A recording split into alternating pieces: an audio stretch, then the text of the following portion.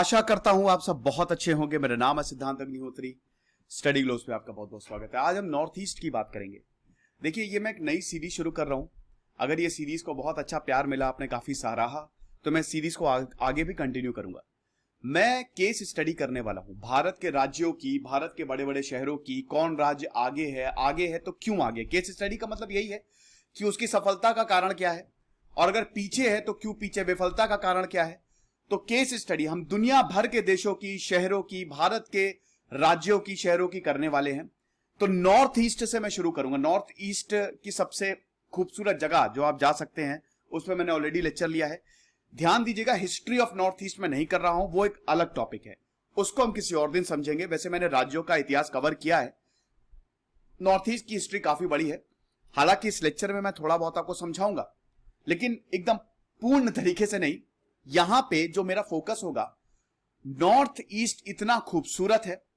North east एक ऐसा राज्य है जो भारत को अकेले कंधे पे उठा ले, भारत की जीडीपी को, लेकिन उसके बावजूद नॉर्थ ईस्ट इतना ज्यादा डेवलप नहीं है। अब वहां पे जाके डेवलपमेंट हो रहा है। इसका कारण क्या है, चलो आगे बढ़ते हैं। पहले तो हम देखेंगे, इस लेक्चर को दो पार्ट में मैंने डिवाइड किया है। पहले तो नॉर्थ ईस्ट की खूबसूरती को एक्सप्लोर करेंगे, नॉर्थ ईस्ट की इकोनॉमी को एक्सप्लोर करेंगे, कितनी ज्यादा पोटेंशियल है। दूसरे पार्ट में देखेंगे कि चैलेंजेस क्या है। चलिए, चैनल को सब्सक्राइब करो यार, बहुत मेहनत लगती है।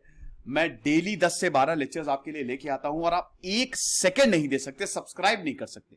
क्यों ऐसा क्यों?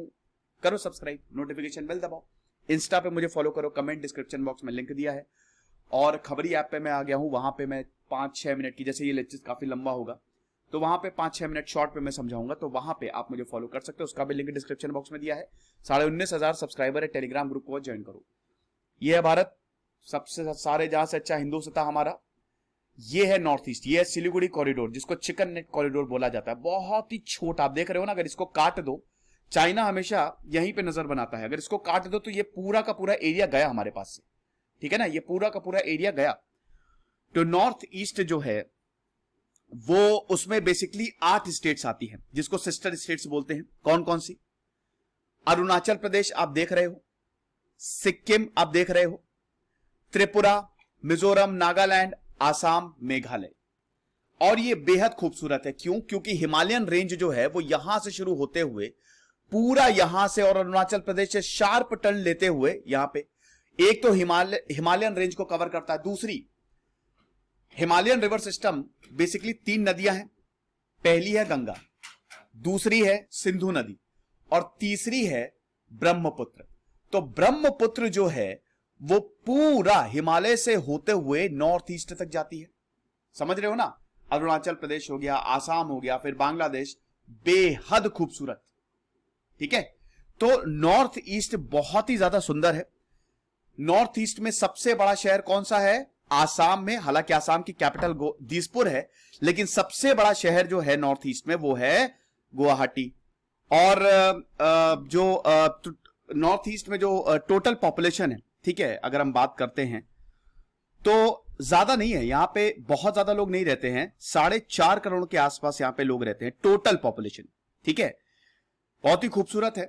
नॉर्थ ईस्ट एक डाइवर्सिटी है, भारत यूनिटी डाइवर्सिटी है, लेकिन भारत में, नॉर्थ ईस्ट में आपको भारत की डाइवर्सिटी के अंदर डाइवर्सिटी मिलेगी। इतना ज्यादा खूबसूरत है नॉर्थ ईस्ट।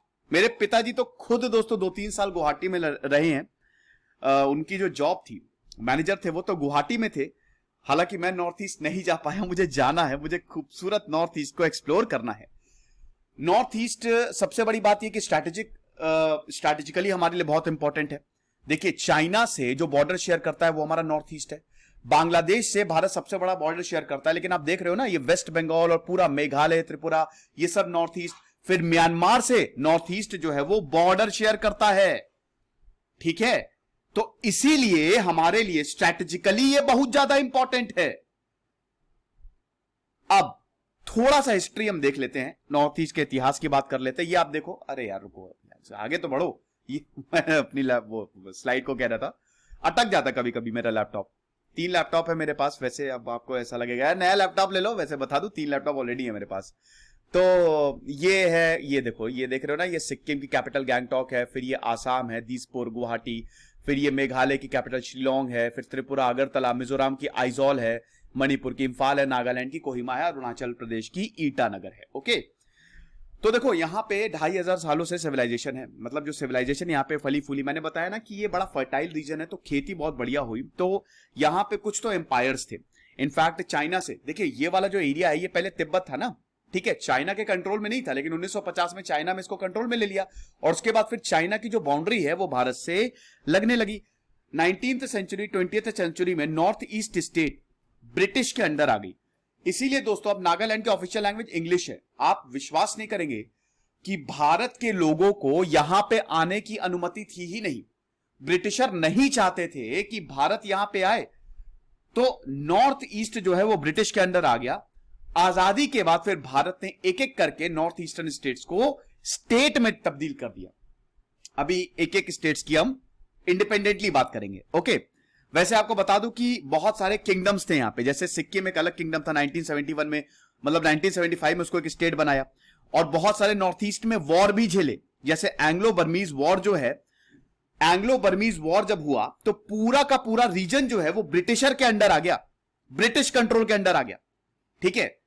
तो ये सारी चीजें हुई। फिर जैसा कि मैंने बताया कि आजादी के बाद धीमे धीमे सबसे पहले इस पूरे रीजन को, मतलब आसाम बोला जाता था, तो एक एक करके फिर स्टेट को, क्योंकि अब देखिए बहुत बड़ा रीजन है, तो फिर यहां पे स्टेट्स मांग करने लगे, और आज भी मांगे कि हमको आजादी दो। आजादी मतलब सेमी ऑटोनॉमी दो। नॉर्थ ईस्ट में सेमी ऑटोनॉमस रीजन भी आपको मिलेंगे, ये ऑटोनॉमस है, सॉरी सेमी ऑटोनॉमस ऑटोनॉमस है। ये जो रीजन है ना, यहां पे इन्हीं की सरकार चलती है। अब डेफिनेटली भारत सरकार के अंदर ही आते हैं, ये स्टेट के अंदर आते हैं, लेकिन ऑटोनॉमी इनको बहुत ज्यादा दी गई है। तो नागालैंड सबसे पहले स्टेट बना 1963 में, नहीं सबसे पहले मणिपुर त्रिपुरा आसाम से अलग हुए, फिर नागालैंड एक स्टेट बना, मेघालय 1972 में, अरुणाचल प्रदेश की कैपिटल जो है वो चेंज हुई, फिर 1987 में अरुणाचल प्रदेश को स्टेट बनाया गया, मिजोरम को 1987 में स्टेट बनाया गया, सिक्किम को स्टेटहुड मिला, ठीक है। तो हम ये देख रहे हैं कि धीमे धीमे नॉर्थ ईस्ट स्टेट्स का उदय हुआ। ओके, आपको बता दूं कि नॉर्थ आसाम में, ये जो आसाम का रीजन है, यहां पे कामरूप डायनेस्टी थी ना, तो इसको पहले जो इसका हिस्टोरिक नेम है उसको कामरूप ही बोला जाता था, ठीक है। और तो हिस्टोरिक नेम जो है आसाम का कामरूप था। ऐसे ही मेघालय का भी अलग था, मणिपुर का भी अलग था, मिजोरम का भी अलग था, ठीक है, ये सब अलग थे। बाद में सिक्किम को पहले सुखीम बोला जाता था, बाद में इसका नाम सिक्किम पड़ा। तो ये हिसाब किताब है। तो नॉर्थ ईस्ट जो है वो बहुत ही खूबसूरत रहा है, और बेसिकली अगर आप सिक्किम को हटा दे तो ये 7 सिस्टर स्टेट्स आपको मिलेंगी, आसाम, मेघालय, मणिपुर, मिजोरम, नागालैंड, त्रिपुरा और अरुणाचल प्रदेश। तो हम, अच्छा ये आप देख सकते हो, ये हैं यहां के semi autonomous region. Semi autonomous region है गोरखालैंड, बोडोलैंड, गारो, खासी, जैंतिया, दीमो और त्रिपुरा, TAADC, चकमा ADC, LAI, मारो ADC, सादर और कार्बी एंगलोंग। मैंने इसके बारे में आपको बताया है, मतलब जब मैं करंट अफेयर्स आपको बता रहा था, जब मैं लेता था तो मैं इसकी बात कई बार करता था, ठीक है, कि ये जो सेमी ऑटोनॉमस रीजन है ना, ये बहुत इंपॉर्टेंट है। ये ऑटोनॉमस एडमिनिस्ट्रेटिव डिविजन्स हैं नॉर्थ ईस्टर्न स्टेट्स की। जैसे आसाम में आप आ जाओ तो आसाम में आपको बोडोलैंड मिल जाएगा, ठीक है। ये दीमा, ये जो आपको दिख रहा है ना, ये बोडोलैंड हो गया आसाम में। फिर गैरो, नहीं ये नहीं, ठीक है, ये जो दीमा हसाओ हो गया, ये आसाम का कार्बी एंगलोंग हो गया, ये आसाम का आपका पूरा का पूरा एरिया है। ये ऑटोनॉमस एडमिनिस्ट्रेटिव डिविजन्स है नॉर्थ ईस्ट। अच्छा, ये ऑटोनॉमस एडमिनिस्ट्रेटिव डिविजन्स हैं क्या? देखो, ऑटोनॉमी मतलब क्या होता है? ऑटोनॉमी मतलब अलग, उनको अलग अधिकार दे दो। ध्यान से सुनिएगा, हमारे कॉन्स्टिट्यूशन ऑफ इंडिया के 6th शेड्यूल में, टोटल 12 शेड्यूल्स हैं, 6ठे शेड्यूल में यह लिखा है कि ऑटोनॉमस एडमिनिस्ट्रेटिव डिविजन्स जो हैं वो बनाए जाएंगे विद देयर रिस्पेक्टिव स्टेट्स। ज्यादातर ऑटोनॉमस डिस्ट्रिक्ट काउंसिल्स कहां पे लोकेटेड है? North east India. भारत में कहीं पे भी हो सकता है ये, लेकिन ज्यादातर नॉर्थ ईस्ट इंडिया, लद्दाख में आपको 2 मिलेगी। आसाम में अगर बात करें तो टोटल 10 ऑटोनॉमस काउंसिल खाली आसाम में ही है। आप समझ रहे हो? अब देखिए इसमें क्या है, पावर्स दी जाती है। ये लोग बहुत टाइम से मांग करते आ रहे हैं। समझो, नेशनलिज्म क्या है? Nationalism is very important. आज अफ्रीका जो है वो बहुत आगे नहीं गया। सोमालिया एक फेल्ड स्टेट है, क्योंकि वहां पे लोग जो हैं वो बोलते हैं हमको अलग रीजन दो, हमको अलग रीजन दो। आपको एक देश को आगे ले जाने के लिए ये सारी चीजें भुलानी पड़ेगी, लेकिन इसका मतलब ये थोड़ी ना कि आपके राइट्स को हम खत्म कर दें। बहुत वक्त से देखिए नॉर्थ ईस्ट भारत से वैसे ही गुस्सा रहा है। नॉर्थ ईस्ट के ज्यादातर राज्यों का यह मांगना है कि आप जबरदस्ती हमको अपने साथ शामिल किए हैं और फिर आप हमारे साथ सौतेला व्यवहार करते हैं। अब भारत इसको कम करने की कोशिश कर रहा है, लेकिन तब सबसे बड़ी बात यह है अभी भी बहुत सारे एरियाज हैं जो बोलते हैं कि हमको अलग रीजन दो, हमको ऑटोनॉमी चाहिए। हम आपके साथ हैं लेकिन इस क्षेत्र में, इस एरिया में हम बिल्कुल भी कॉम्प्रोमाइज नहीं करेंगे। तो ऑटोनॉमस मतलब ऑटोनॉमस एडमिनिस्ट्रेटिव डिविजन्स का मतलब यही है कि आपको एग्जीक्यूटिव और लेजिस्लेटिव पावर भी दी जाएगी। यहां पे लॉ, रूल्स एंड रेगुलेशन जो हैं लैंड मैनेजमेंट को लेके, फॉरेस्ट मैनेजमेंट को लेके, water resources, agriculture, public health, sanitation, उसके बाद प्रॉपर्टी को लेके, डाइवोर्स को लेके, सोशल कस्टम तक इसमें आता है। जुडिशियल पावर भी है, जुडिशियल, क्योंकि बेसिकली ट्राइबल एरिया रहे हैं, इनका अलग कानून चलता था। तो कंस्ट्रक्शन चल रहा है यार, थोड़ा बहुत आपको इसमें क्या कहते हैं कि कॉम्प्रोमाइज करना पड़ेगा, बट अब नहीं होगा, मैंने उनको मना किया है बगल में। तो हाँ, तो मैं ऑटोनॉमस डिस्ट्रिक्ट, ऑटोनॉमस काउंसिल की बात कर रहा था। तो इनके पास पूरी आजादी है, ठीक है। जैसे आसाम में अभी मैंने आपको बताया, फिर लद्दाख में कारगिल ले ऑटोनॉमस काउंसिल है, क्या आपको पता है? मणिपुर में दोस्तों सादर हिल्स हो गई और सेनापति हो गई। मेघालय में ये गारो हिल्स जो है ना, गारो हिल्स, खासी हिल्स, ये मेघालय में ये ऑटोनॉमस काउंसिल है। जैंतिया हिल्स, ये तीनों ऑटोनॉमस काउंसिल हैं, ठीक है। मिजोरम में भी लाल मारा जो हो गया ये, त्रिपुरा में जो ट्राइबल एरियाज हैं वो, वेस्ट बंगाल में गोरखालैंड, बोडोलैंड, इधर थोड़ा सा साइड में आ जाइए, ये ऑटोनॉमस काउंसिल है। तो ये सेल्फ गवर्निंग एरियाज हैं, ओके। अभी मैं हिस्ट्री आपको बता दूंगा जब मैं चैलेंजेस बताऊंगा। तो सबसे पहले तो हम जानते हैं, ये आप देख सकते हैं एक एक स्टेट की पॉपुलेशन कौन सी है। अरुणाचल प्रदेश की डेफिनेटली 13 लाख के करीब है, कम है। आसाम की ज्यादा है, 3 करोड़, टोटल मिला ले तो 4.5 करोड़ के आसपास। अरे यार ये थोड़ा सा बड़ा अजीब हो गया है, विकिपीडिया से मैंने स्क्रीनशॉट लिया है, 2011 का सेंसस है। सबसे बड़ा शहर है गुवाहाटी, और गुवाहाटी में टूरिज्म भी आता है। गुवाहाटी एक सेंटर पॉइंट है, मतलब यहां से आपको ट्रांसपोर्टेशन भी मिल जाएगा कहीं के लिए भी, अगरतला, इम्फाल, दीमापुर, शिलोंग, आप देख सकते हैं। फिर देखिए अरुणाचल प्रदेश की और आसाम, मणिपुर, इन सब की खासियत यह है कि कल्चर इनका इतना डाइवर्स है और इतना खूबसूरत है कि क्या बताएं। अरुणाचल प्रदेश में अकेले ही दोस्तों हजारों लैंग्वेज बोली जाती हैं, हालांकि ऑफिशियल लैंग्वेज इंग्लिश है। आसाम आप देख सकते हैं, उसके बाद मणिपुर में फिर मेतलॉन हो गया, मेघालय में खासी, गारो, ये बेसिकली ट्राइबल लैंग्वेज है। इंग्लिश आपको देखने को मिलेगी, क्यों? क्योंकि मैंने बताया ना कि ब्रिटिशर ने यहां पे रूल किया था, तो ब्रिटिशर अपने साथ साथ मिशनरीज ले जाते थे, तो वहां पे एजुकेट करना। यू विल बी सरप्राइज्ड कि लिटरेसी रेट नॉर्थ ईस्ट में शानदार है, नागालैंड में 90% से ऊपर है। तो इंग्लिश आपको ज्यादातर स्टेट की ऑफिशियल लैंग्वेज मिलेगी। फिर उसके बाद यहां की ट्राइबल लैंग्वेज। लेकिन दोस्तों यहां की जो ओरिजिनल लैंग्वेजेस है, जैसे अरुणाचल प्रदेश की ओरिजिनल लैंग्वेज जो है, इतनी सारी ट्राइबल वो खोती जा रही हैं। अब देखिए भारत, जो भारतीय सरकार है ना, वो भी हस्तक्षेप कर रही है। भारतीय सरकार चाह रही है कि नॉर्थ ईस्ट को डेवलप करो। अब आप खुद ही देख रहे होंगे कि भाई अगर कहीं घूमने जाना है तो नॉर्थ ईस्ट चलो, सबसे ज्यादा खूबसूरत है नॉर्थ ईस्ट। ज्योग्राफी इतनी खूबसूरत है, हिमालय रीजन को, ईस्टर्न हिमालय को पूरा कवर करता है। फिर इतनी सारी हिल्स हैं, इतने नेशनल पार्क्स हैं, नदियां हैं, बराक वैली, खूबसूरत बराक वैली हो गया, माजुली आइलैंड हो गया, वो इतना ज्यादा सुंदर है। रेन फॉरेस्ट इतने खूबसूरत है यहां के कि लोग घूमने जाते हैं। भाई आप ये सोचो कि मेघालय और त्रिपुरा और ये आपका आसाम हो गया और ये सब, ये पूरा हिली रीजन है कि नहीं? ये जो वैलीज है, खूबसूरत घाटियां हैं, बहुत अच्छा है। लगातार आपको यहां पे बारिश देखने को मिलेगी। कई आसाम में तो खैर हर साल फ्लड्स भी आ जाते हैं। और सिक्किम तो बहुत ही खूबसूरत है। सिक्किम में तो आपको बर्फ देखने को मिलेगी, पूरी प्रॉपर हिमालयन रेंज आपको देखने को मिलती है। Cold snowy winters Arunachal Pradesh, Sikkim में आपको देखने को मिलेंगे। बहुत खूबसूरत है भाई अरुणाचल प्रदेश घूमने के लिए। टूरिज्म यहाँ का सबसे इंपॉर्टेंट, टूरिज्म पे फोकस करो तो आप अकेले भारत की पूरा जो भी कर्ज है, जो डेफिसिट है, खत्म हो जाए। लोकटक लेक मणिपुर हो गया, माजुली आइलैंड हो गया, फिर सेले पास हो गया, पासेस बहुत ज्यादा हैं, वैलीज बहुत ज्यादा हैं, शिलोंग और आपका ये गैंगटॉक हो गया, बहुत खूबसूरत है। मैंने बताया है, मैंने लेक्चर लिए हैं कि मैंने दोस्तों इस पे सेपरेट लेक्चर लिया कि नॉर्थ ईस्ट में सबसे खूबसूरत घूमने की जगह कौन सी है। उसके बाद दुनिया भर की बड़ी पीक्स जो है, अरे यार मैंने पीक्स की फोटो नहीं लगाई थी, कहां चली गई, चलो छोड़ो। अच्छा, दुनिया भर की जैसे कंचनजंगा सिक्किम में मिलेगी, कांगटो अरुणाचल प्रदेश में मिलेगी, उसके बाद फांगपुई मिजोरम में मिलेगी, शिलोंग पीक मेघालय में मिलेगी, खासी हिल्स भी आती है इसमें। इतनी सारी पीक्स हैं, इतनी सारी पहाड़ियां हैं नॉर्थ ईस्ट में, किसको एक और बहुत गजब प्रोस्पेक्ट बनाती हैं टूरिज्म के लिए। भाई टूरिज्म क्या है, व्हाट इज टूरिज्म? हम कहां घूमने जाते हैं? हम या तो पहाड़ों पे जाएंगे, हम या तो जंगलों में जाएंगे, हम या तो नदी के पास जाएंगे, या मंदिरों में जाएंगे, बस। और क्या कुछ बचा? यही तो है सब। तो ये सब आपको नॉर्थ ईस्ट में मिलेगा। मोनास्ट्री शानदार है, ठीक है। कौन सी अरुणाचल प्रदेश में मोनास्ट्री है बहुत ही खूबसूरत, वर्ल्ड फेमस, मैं बता देता हूं, तवांग। वहां तो इतना टूरिज्म आता है कि क्या बात करें। ब्रह्मपुत्र रिवर बेसिन बहुत खूबसूरत है, पूरा नॉर्थ ईस्ट को काटते हुए ब्रह्मपुत्र नदी बहती है। Dibang river, Dhansiri river, Beki river, ये सब ट्रिब्यूटरीज है ब्रह्मपुत्र की। मानस रिवर, लोहित रिवर, जहां नदी जाएगी वो अपने आप फर्टाइल हो जाएगा वो रीजन।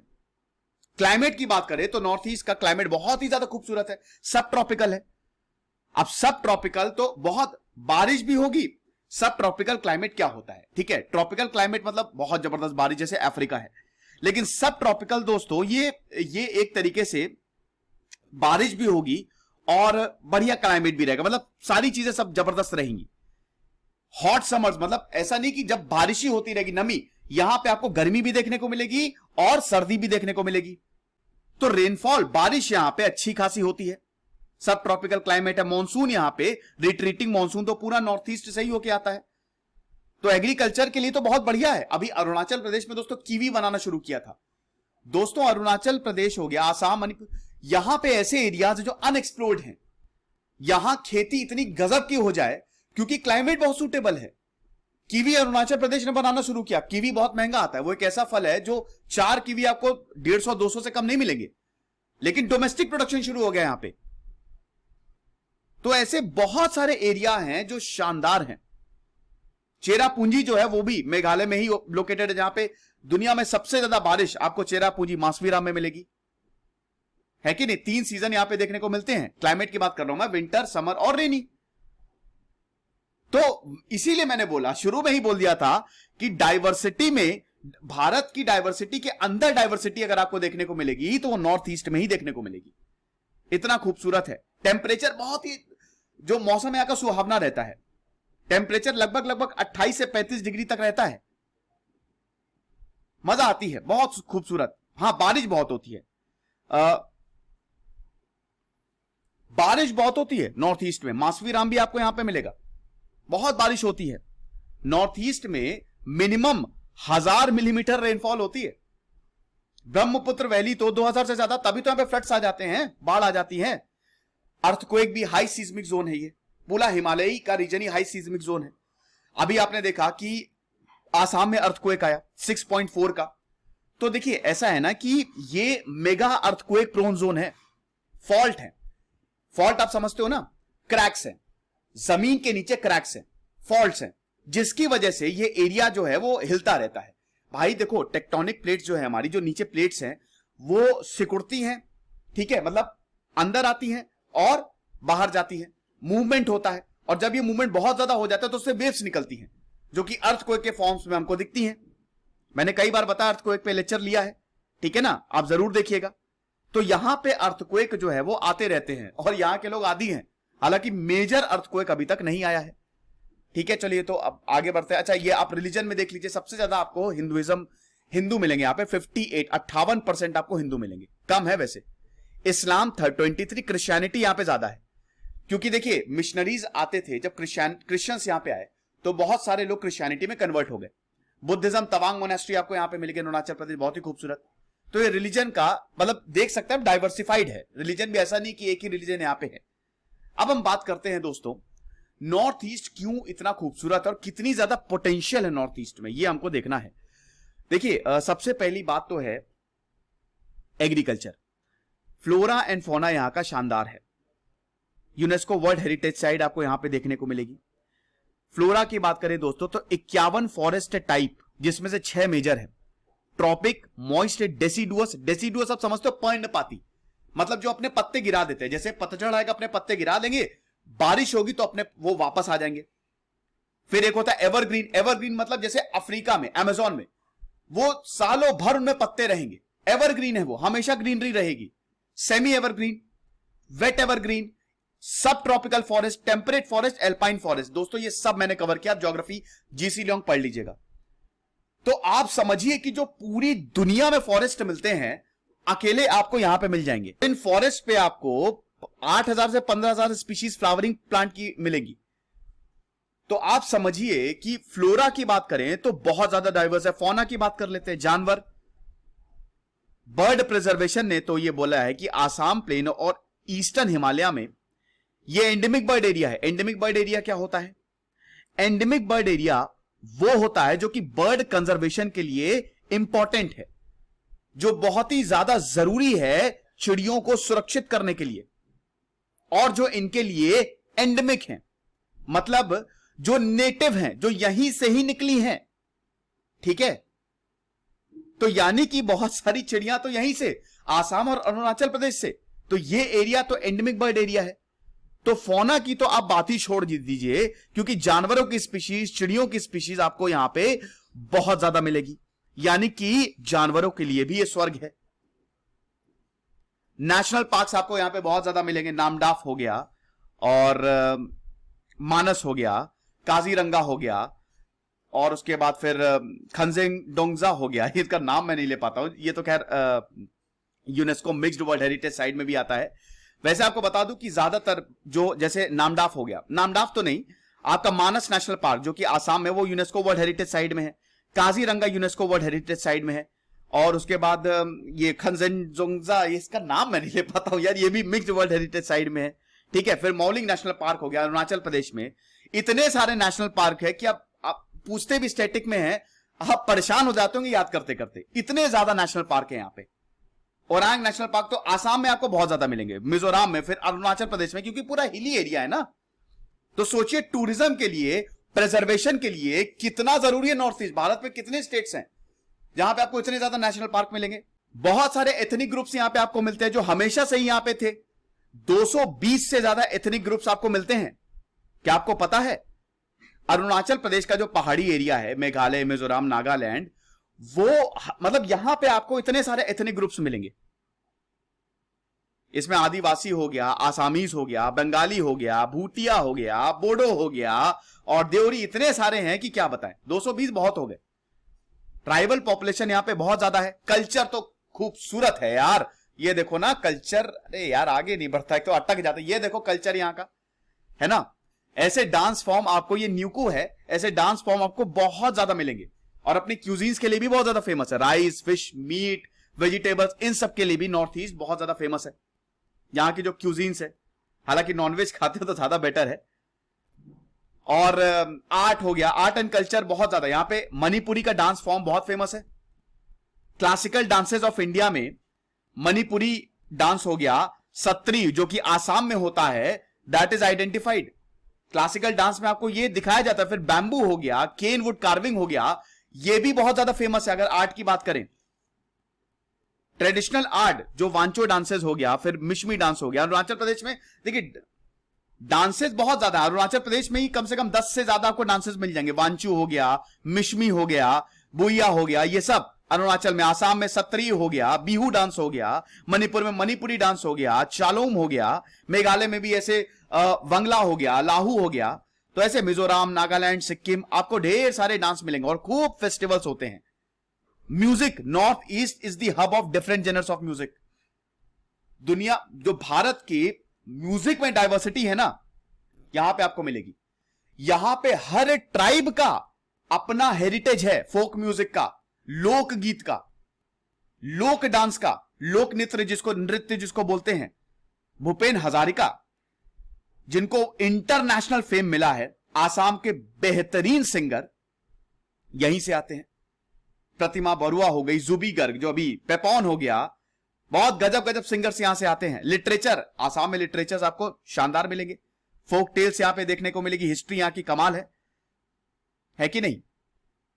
फेस्टिवल्स बहुत ज्यादा होते हैं, हर महीने यहां पे कोई ना कोई फेस्टिवल होता रहता है। तो टूरिज्म तो यहां पे बहुत ज्यादा फलता फूलता है। टूरिज्म के लिए आप ये देख सकते हैं, ये आइजॉल है, कितना खूबसूरत पहाड़ों में इस टाउन को बसाया गया और कितना खूबसूरत है ये देखिए, ये सिक्किम का रोपवे है, सिक्किम गैंगटॉक का, ये भी पहाड़ों में बसा हुआ है, बहुत ही जबरदस्त है। टूरिज्म में तो कोई इसको मात ही नहीं दे सकता। लेक से लेकर, पहाड़ियों से लेकर, फॉरेस्ट से लेकर, मंदिर से लेकर, कल्चर, आर्ट, सब कुछ आपको मिलेगा। हाईली डाइवर्स है नॉर्थ ईस्ट। तो मेरा यही सवाल है कि जब नॉर्थ ईस्ट इतना ज्यादा डेवलप्ड है, मतलब इतनी ज्यादा पोटेंशियल है, डेवलप्ड तो नहीं है लेकिन इतनी ज्यादा जब पोटेंशियल है, तो हम क्यों इसको नहीं डेवलप कर रहे हैं? क्यों इसको एज अ टूरिज्म नहीं प्रोजेक्ट कर रहे हैं? दुनिया, जो भारत में इतने यूट्यूबर्स घूम रहे हैं, नॉर्थ ईस्ट में जो सरकारें हैं उनको बुलाएं और बोले कि प्रोजेक्ट करो, इतना खूबसूरत है। सरकार की बात कर लेते हैं, गवर्नमेंट की बात कर लेते हैं, यह प्रॉब्लम है। ठीक है, अब हम चैलेंजेस पे आ जाते हैं। चलिए, आपने देख लिया कि नॉर्थ ईस्ट में कितनी पोटेंशियल है, कितना खूबसूरत है। ठीक है, आर्ट, कल्चर, ये अच्छा, ट्रांसपोर्ट की भी, ये ट्रांसपोर्ट है। आप देख सकते हैं कि देखिए, रेलवे लाइन भी एक ट्रांसपोर्टेशन जो है ना, वो ट्रेन जो है, अब एयरपोर्ट्स और रेलवे स्टेशन डेवलप करने शुरू कर दिए नॉर्थ ईस्ट में। But the important thing is कि अभी भी ट्रांसपोर्ट बहुत अंदर तक नहीं पहुंचा है, शहरों के अंदर तक अभी तक नहीं पहुंचा है। तो जब तक ट्रेन के रूट्स, मेरे ख्याल में ट्रेन, यहां पे ट्रेन की सबसे बड़ी बात करेंगे, ट्रेन पे ज्यादा काम करने चाहिए। अभी हम इस पे आएंगे, फिलहाल आप चैलेंजेस, अच्छा हाँ ये लगाया तो है, चलिए ठीक है, ये चैलेंजेस देख लेते हैं। सरकार, इंसर्जेंसी पे आएंगे और यहां पे मैं आपको हिस्ट्री बताऊंगा। गवर्नमेंट नेग्लिजेंस, कभी भी नॉर्थ ईस्ट को सरकार ने अपना समझा नहीं, क्योंकि यहां पे पॉलिटिक्स बहुत डाइवर्सिफाइड है। यहां पे क्योंकि वोट बैंक के लिए भारत में राजनीति ऐसी है कि जहां पे वोट बैंक वहीं जाओ। शुरुआत से ही यहां पे वोट बैंक ज्यादा था नहीं, और हमारे नॉर्थ ईस्ट भाइयों के साथ बहुत सौतेला व्यवहार होता था। इनफैक्ट दोस्तों, लोग भी सौतेला व्यवहार करते हैं। नॉर्थ ईस्ट से कोई आते तो उसको कभी मोमो बुला रहे हैं, कभी चाइनीज बुला रहे हैं, शर्म नहीं आती ऐसे लोगों को। और उसके बाद बहुत बड़ी बड़ी बातें, राष्ट्रवाद की फालतू बातें करते हैं, जो वो अपने ही लोगों के साथ ऐसा व्यवहार कर रहे हैं। आप उनको सौतेला फील करा रहे हो, और उसके बाद आपको यह लगता है कि भारत एक है। कैसे? आप खुद ही नहीं चाह रहे हो कि भारत एक हो। ऐसे लोगों को तो बहुत एकदम कड़ी से कड़ी सजा होनी चाहिए। उल जलूल नाम देके बुलाते। और सरकार का भी दोस्तों नेग्लिजेंस, अब हालांकि सरकार एक्टिव है। क्या आप विश्वास करेंगे कि भारत नॉर्थ ईस्ट में 543 लोकसभा सीट हैं, सिर्फ और सिर्फ 25 सीट नॉर्थ ईस्ट की है, यानी कि only 4.6% total number of seats. क्यों? क्योंकि यहां पे लगभग 4%, भारत की टोटल पॉपुलेशन का खाली 4%। अरे तो अच्छी बात है ना, नॉर्थ ईस्ट कम पॉपुलस है, अच्छी बात है। नहीं है यहां पे पॉपुलेशन नहीं है, तभी यहां पे रिसोर्सेज बचे हुए हैं। अरुणाचल प्रदेश की बात करें तो चीफ मिनिस्टर कौन है? पेमा खांडू। पेमा खांडू जो है वो बीजेपी के हैं, भारतीय जनता पार्टी। फिर उसके बाद आपका जो आसाम में है वो सर्बानंद सोनोवाल है, वो भी बीजेपी के हैं। आसाम में भी इलेक्शंस हो ही रहे हैं, मतलब अभी काउंटिंग तो चल ही रही है, अब देखना पड़ेगा। इनफैक्ट आज ही रिजल्ट आ रहे हैं बंगाल और आसाम के, और मुझे विश्वास नहीं था, हालांकि इस पे मैं लेक्चर बनाऊंगा। बंगाल की जो काउंटिंग हो रही है, मुझे वाकई में विश्वास नहीं था कि बीजेपी आगे जाएगी बंगाल में। शानदार काम किया यार। एनीवे, तो पेमा खांडू हैं आपके अरुणाचल प्रदेश के, फिर सर्बानंद सोनोवाल हैं आसाम के, मणिपुर के हैं बीरेन सिंह, और मेघालय के हैं कॉनरेड सांगमा, मिजोरम के हैं जोरमथांगा, नागालैंड के नीफ्यू राव, सिक्किम के प्रिंस सिंह तमांग, त्रिपुरा के बिप्लब कुमार देव। दो पार्टी यहां पे बहुत इंपॉर्टेंट है, कांग्रेस और आपकी बीजेपी। इन्हीं में ही टसल चलती रहती, कुछ रीजनल पार्टीज भी हैं। ठीक है, तो सरकार का भी नेग्लिजेंस है, यहां पे ज्यादा स्कीम्स नहीं चलाई जाती, लोगों को ही थोड़ा सा इनको दरकिनार किया जाता है। अब सरकार इनिशिएटिव ले रही है, अब उसको पता चला है कि नॉर्थ ईस्ट में कितनी ज्यादा पोटेंशियल है, तो अब सरकार जो है यहां पे इनिशिएटिव्स उसने लेना शुरू किया है कि हां हम इसको डेवलप करते हैं। उसके बाद लोगों का तो एटीट्यूड बता ही दिया कि लोग भी यहां पे, कोई गया, मान लीजिए कोई यूनिवर्सिटी में पढ़ने गया तो उनको उल जलूल नाम से बुलाना, लोग भी नहीं चाह रहे हैं कि ये लोग हमारे साथ मिक्स हो, तो फिर ऐसा कैसे चलेगा? अनएक्सप्लोर्ड है, actually north east is unexplored. मैंने बताया कि नॉर्थ ईस्ट में बहुत ज्यादा पोटेंशियल है, यहां पे एग्रीकल्चर के लिए गजब की पोटेंशियल है। मैं आपको इकोनॉमी के बारे में बताता हूं। इंडस्ट्रीज जो है एग्रीकल्चर में, हालांकि यहां की जो इकोनॉमी है वो बेसिकली एग्रेरियन है, ठीक है, मतलब एग्रीकल्चर बेस्ड है। लैंड जो है वो कम अवेलेबल है, सेटल्ड एग्रीकल्चर यहां पे नहीं हो सकता, लेकिन आपको बता दूं कि यहां पे बहुत जबरदस्त तरीके की खेती की जा सकती है। कॉफी प्लांटेशन हो गया, कॉटन प्लांटेशन हो गया, और क्योंकि बारिश होती है तो राइस की तो खेती होती ही है, फिर बहुत सारे फल उगाए जाते हैं। फ्लोरिकल्चर मतलब कमर्शियल क्रॉप की यहां पे खेती की जा सकती है, और ज्यादातर एरिया अनएक्सप्लोर्ड है। 10 से 15% ही हमने जमीन को एक्सप्लोर किया होगा, बाकी 85 to 90% अनएक्सप्लोर्ड है।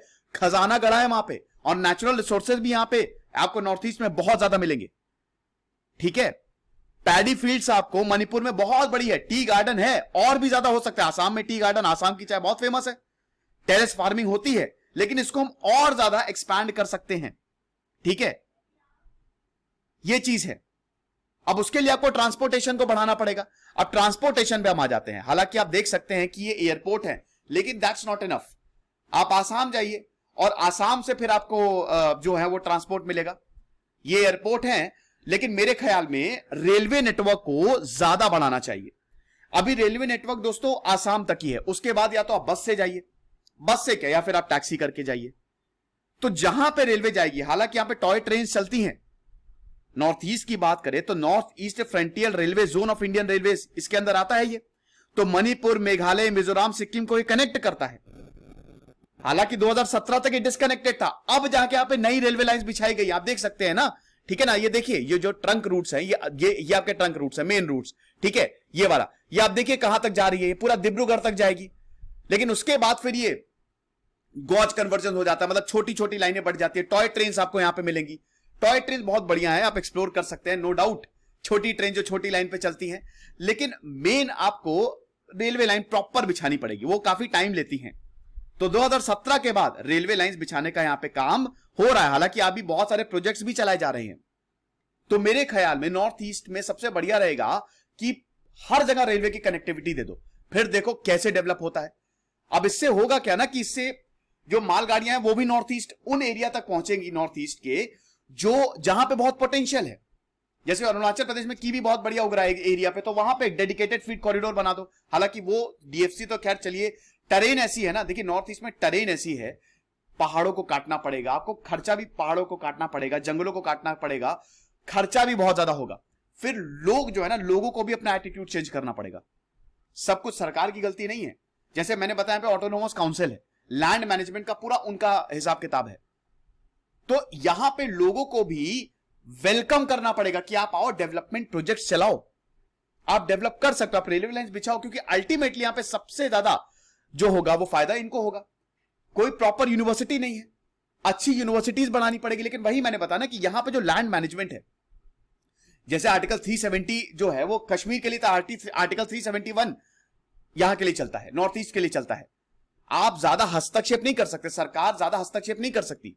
तो इसमें यहां के लीडर्स को भी ये समझना पड़ेगा कि हमको डेवलप होना है, बढ़िया यूनिवर्सिटीज हो, स्कूल कॉलेजेस हो, शानदार, मजा आ जाए। नॉर्थ ईस्ट का भी नाम हो कि अच्छा हम तो गुवाहाटी यूनिवर्सिटी में पढ़ते हैं, हम तो दीमापुर यूनिवर्सिटी में पढ़ते हैं, हम तो ईटानगर यूनिवर्सिटी में पढ़ते हैं, और इतनी महान महान यूनिवर्सिटी। लुक ईस्ट पॉलिसी है भारत की, बहुत गजब एम्बिशियस प्रोजेक्ट है। लुक ईस्ट पॉलिसी की बात करें तो लुक ईस्ट पॉलिसी में यही है कि ग्लोबलाइजेशन जैसे जैसे बढ़ रहा है, वैसे वैसे हमको ईस्ट की तरफ देखना पड़ेगा, क्योंकि नॉर्थ ईस्ट जो है वो स्ट्रैटेजिकली बहुत ज्यादा इंपॉर्टेंट है ना। तो हमको कनेक्टिविटी करनी पड़ेगी, हमको कनेक्शन देना पड़ेगा।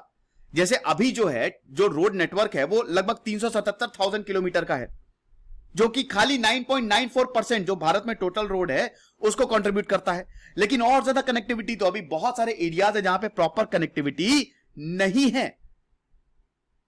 तो यहां पे हाईवेज प्रोजेक्ट चलाओ, रोड्स को बढ़ाओ, लुक ईस्ट कनेक्टिविटी नेटवर्क बना रहे हैं। जैसे म्यांमार, भाई नीचे जाओ ना, इधर मिजोरम से नीचे जाओगे तो आपको म्यांमार मिल जाएगा।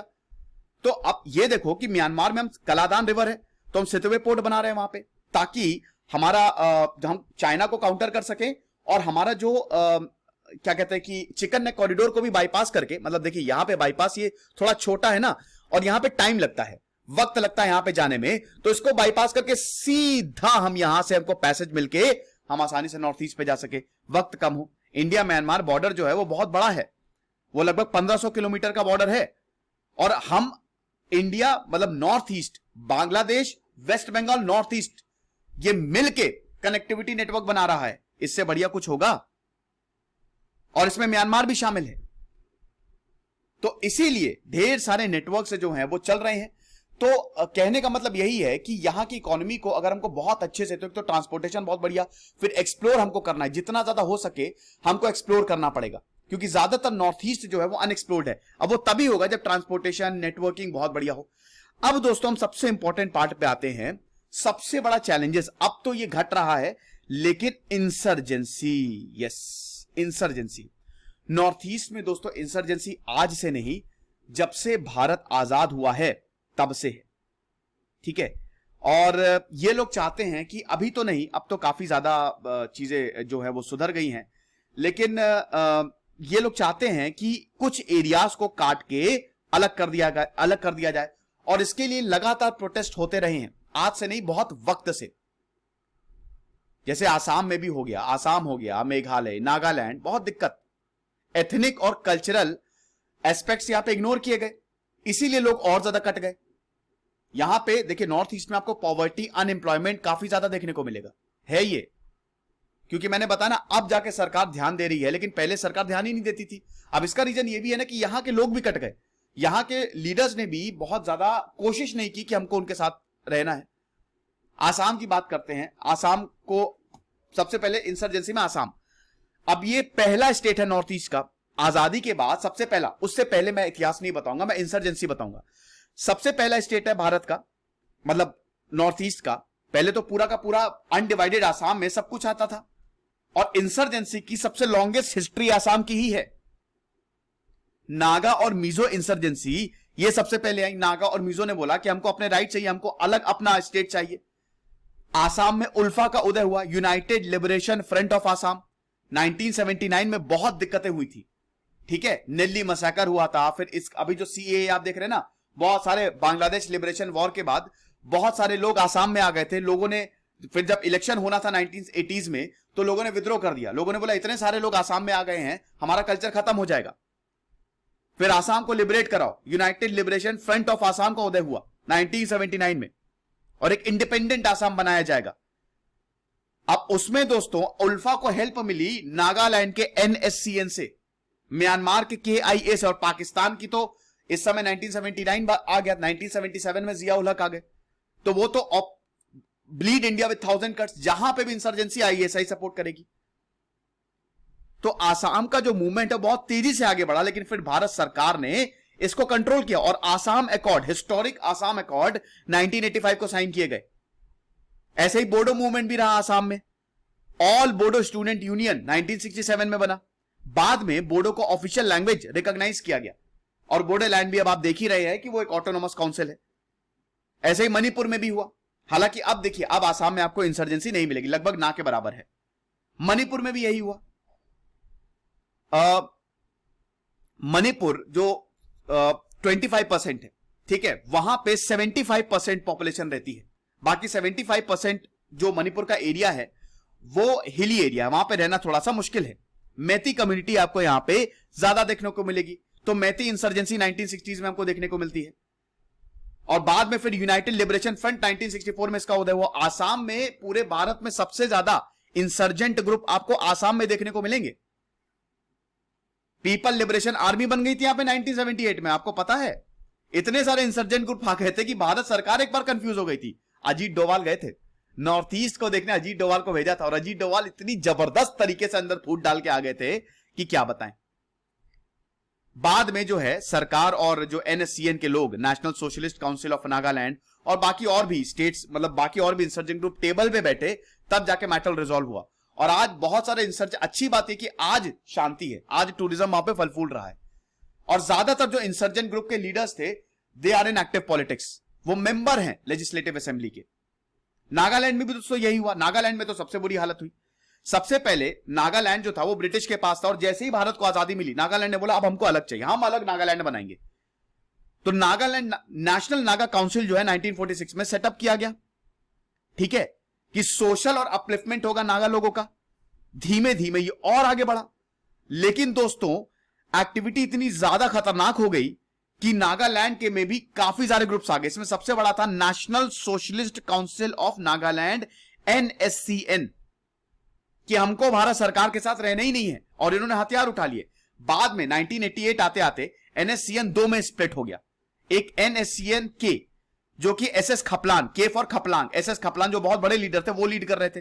दूसरा NSCN IM, जो कि इसाक चिशीशु और थुइंगलांग, ये दो लीडर जो है वो लीड कर रहे थे। NSCN के बोल रहा था कि हमको भारत सरकार के साथ बात करनी चाहिए। NSCN IM बोल रहा था कि हमको ग्रेटर नागालैंड, जिसको नागालिम बोला जाता है, हम उसी को ही लेंगे, जिसमें मणिपुर के कुछ एरियाज और नागा के कुछ एरियाज भी होंगे।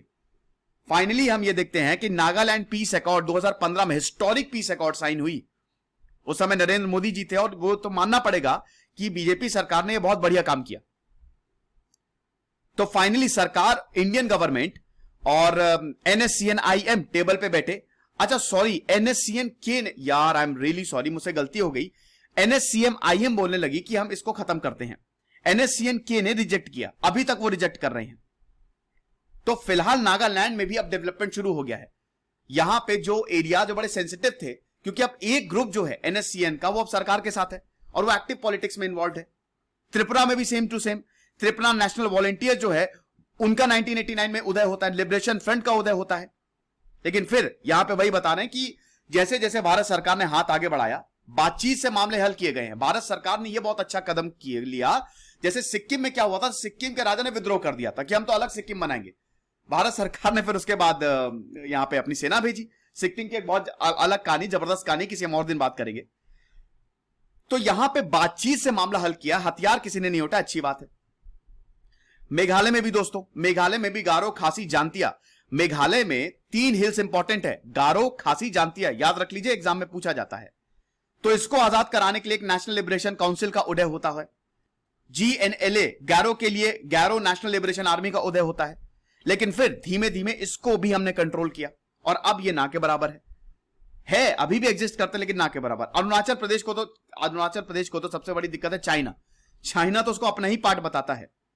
लेकिन अरुणाचल प्रदेश दोस्तों बहुत पीसफुल रहा है। अच्छी बात यह है, एक भी इंसर्जेंट ग्रुप अरुणाचल प्रदेश में हमको देखने को अभी तक नहीं मिला है, इसीलिए वो बहुत प्रॉस्पर भी कर रहा है। मिजोरम में भी यही प्रॉब्लम हुई थी। मिजो नेशनल फ्रंट 1986 में यहां पे उदय हुआ था।